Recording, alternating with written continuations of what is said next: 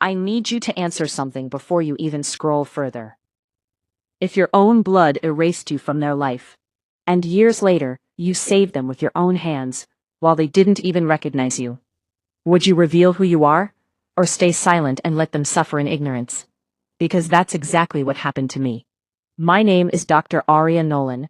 I'm 33 years old, and 5 years ago, my family buried me alive without attending my funeral. Not a real funeral, worse, they acted like I never existed. It all started because of a single lie. A lie told by the one person I trusted more than anyone in the world, my sister. She said I dropped out of medical school. She didn't just say it once. She made it believable. She built it like a story with evidence, timing, emotion, and tears. And my parents believed her without asking me a single question. Within a week, I was blocked. Within a month, I was erased from family pictures. Within a year, I became the disgrace they never talk about. But life has a strange way of collecting receipts, and it always comes back to settle the score.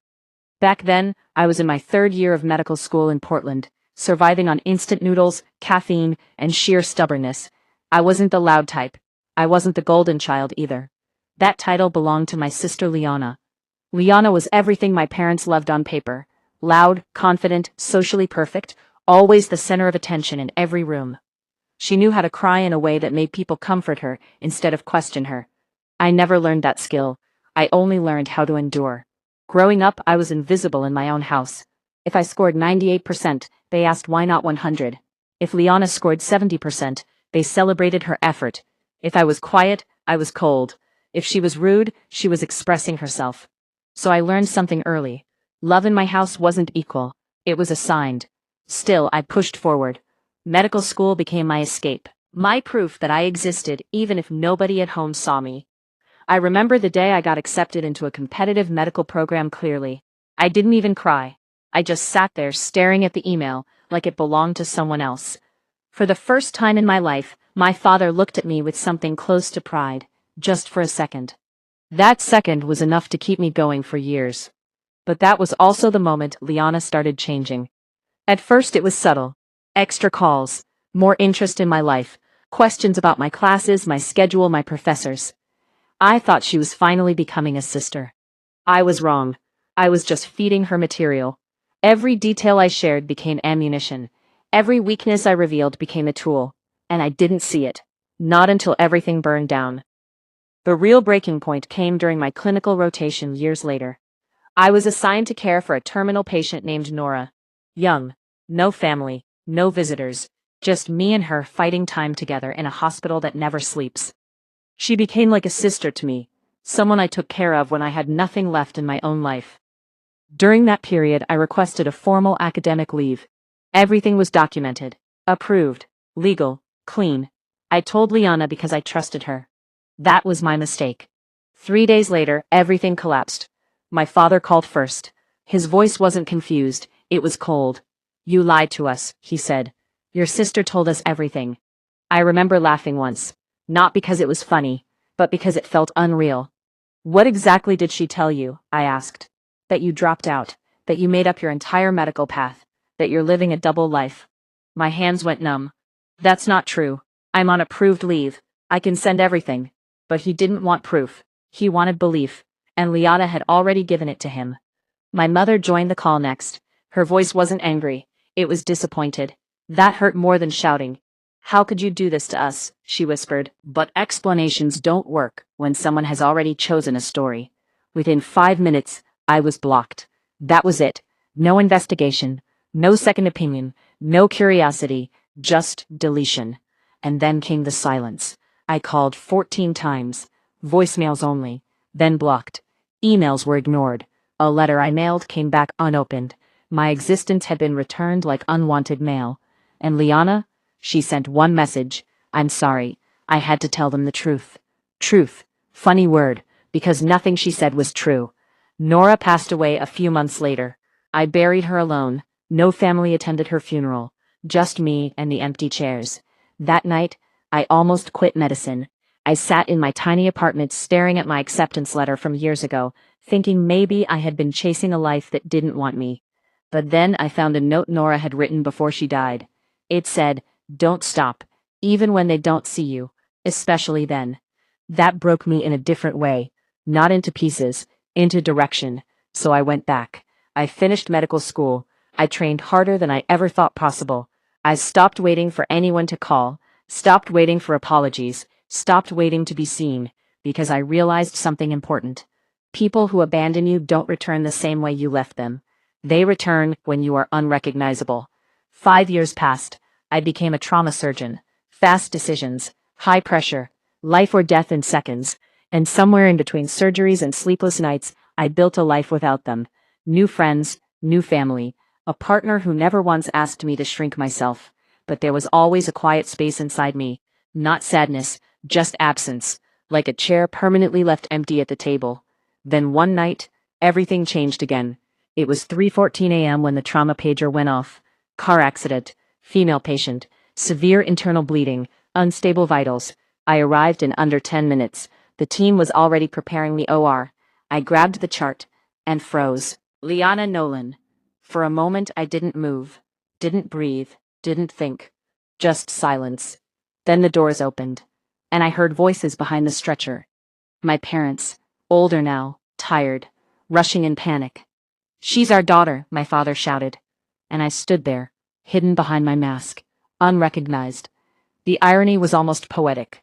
They were screaming for their daughter, while their other daughter was about to decide whether she lived or died.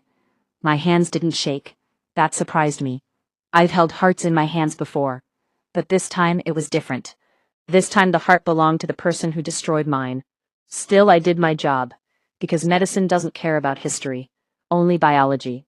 3 hours in surgery felt like time bending. Blood loss controlled, damage repaired, step by step, until finally, she stabilized. She was alive. When I walked out of the OR, my scrubs were stained, my gloves removed, my face exhausted. My parents were waiting. They looked at me like I was just another doctor. My father stepped forward. "How is my daughter?" I paused. That word? My daughter. Not yours, not mine. Just daughter. "She's stable," I said quietly. "She survived surgery." Relief washed over them instantly. No recognition, no suspicion, just gratitude toward a stranger who saved their child. And that's when something strange happened inside me. I didn't feel anger. I didn't feel revenge. I felt distance, like I had already stepped outside my own life. But the truth doesn't stay buried forever. 2 days later, when Liana woke up in ICU, she saw my name badge, and everything stopped. Her face changed instantly. Confusion, fear, then recognition. "You," she whispered. I didn't answer immediately. "I'm your surgeon," I said calmly. "Not your sister, not your past, just surgeon." And for the first time in years, she had nothing to say. Because lying works, until the truth stands in front of you wearing gloves and holding your life together. My parents found out later that day. The moment happened in the ICU waiting room. My father read my name badge 3 times. My mother couldn't speak. The same woman they erased was the same woman who just saved their daughter. And I watched it happen silently. No shouting, no revenge speech, just reality collapsing. But the real twist wasn't medical. It was emotional. Because Liana didn't confess immediately. She did what she always did. She tried to control the story, even from a hospital bed, even with stitches holding her together.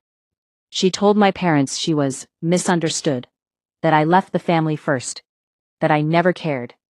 And for a moment, I realized something terrifying. Some people don't change, even when truth is sitting on their chest.